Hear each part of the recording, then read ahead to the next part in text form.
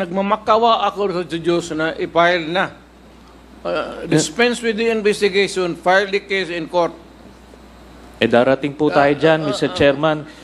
Pero ito po, no, buti nga yung anak niya na at saka yung ano niya, son-in-law ay... That would be, I take exception to that statement, Mr. Chair.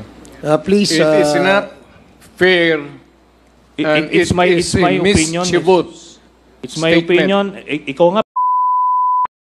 Session suspended. Wala ka na. Ano? Oh. Sani. Pinapagalit Huwag, Sani. Huwag kang mag-arte rito ng ganyan. You do not provide.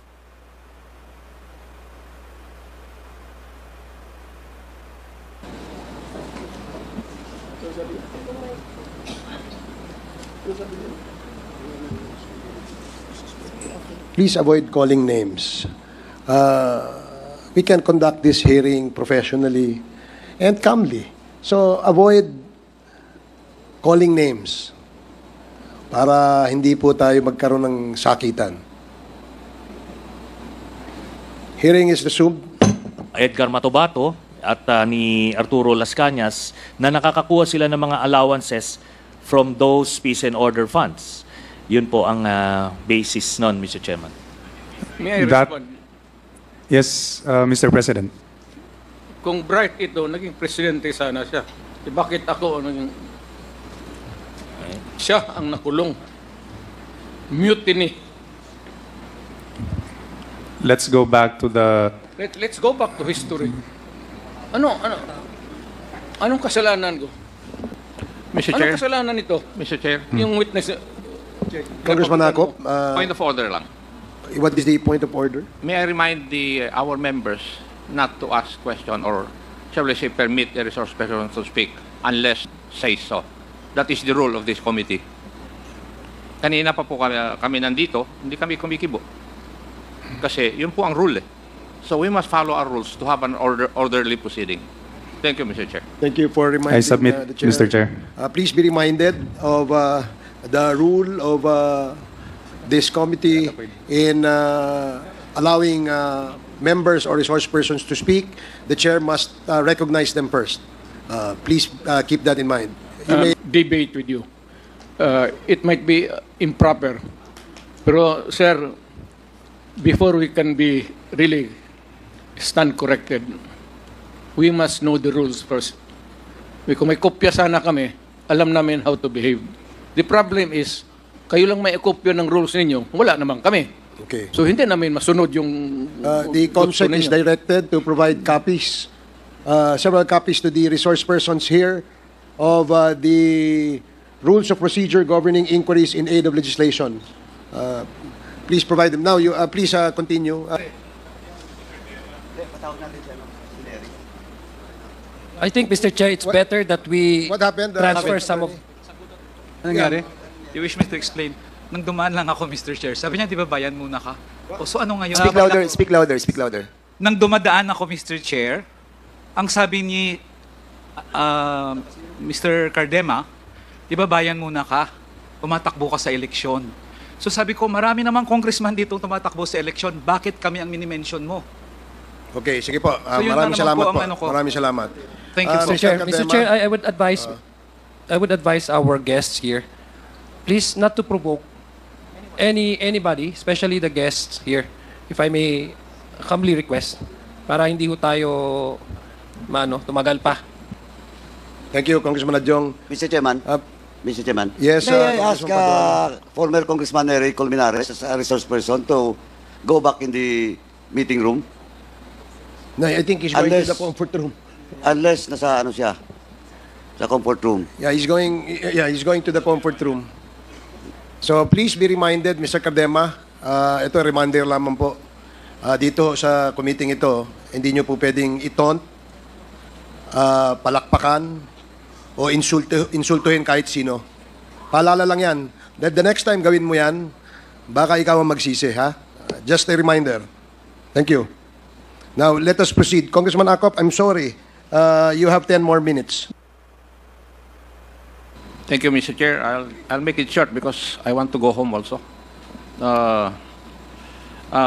Mr. President, a while ago, Senator Trillanes presented some bank accounts on the screen, and because of that, you stated that you are willing to sign a waiver.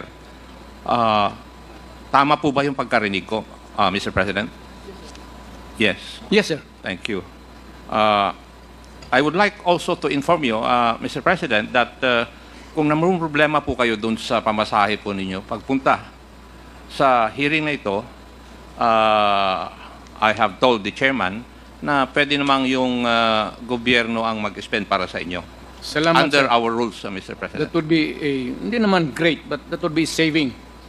3 pamalengke yan, 4. Yes, Mr. President. Totoo rin po ba yung pagkarinig ko kanina, Mr. President, that you would volunteer to go to the and have yourself be investigated, Yes, sir. provided funds will be... Yes, sir. Baka magkatotoo po yun, Mr. President. May magbibigay na pera eh. Sir, mas mabuti yan siya makapasyal ako. Wala man talaga sila makuha sa akin. Thank you, Mr. President.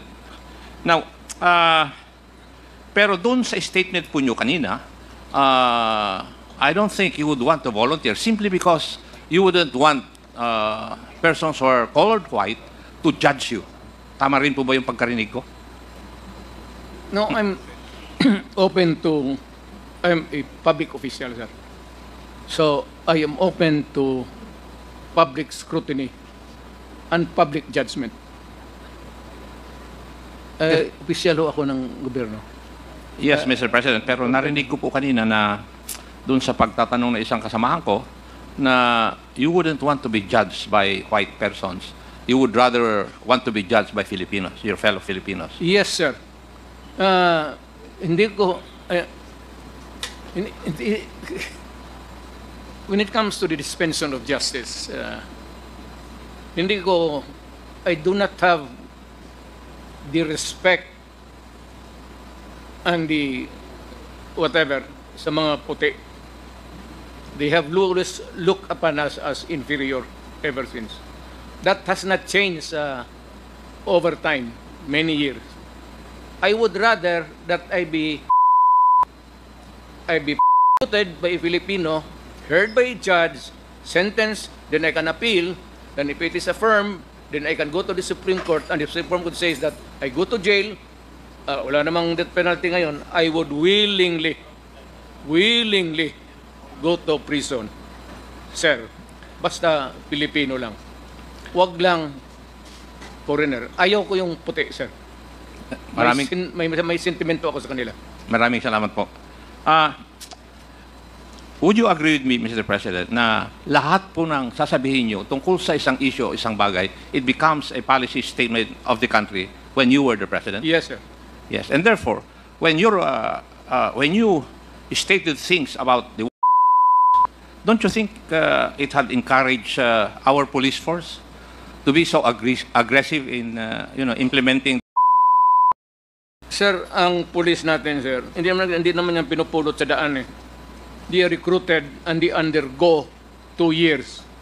And one of the subjects, lahat na, and criminal law, nagtuturo rin ako kasi to augment the income at that time sa pamilya ko, sir. Tinuturo namin ang lahat. At yung lahat ng mga ating police, sir, ay edukado na yan and well-versed on how to handle a police work.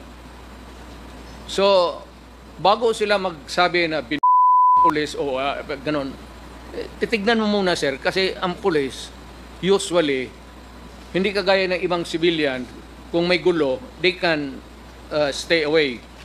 A policeman, whatever is there, a quarrel, has to go there and confront what's happening and to pacify and make an if need be and bring them, and sometimes hindi mo madala yan, sir, basta-basta lang mahila mo. Minsan kaya kaya pagkatapos niyan ang labas ang pulis ang talagang may mga lasing, hindi mo mahila yan sa restuhin.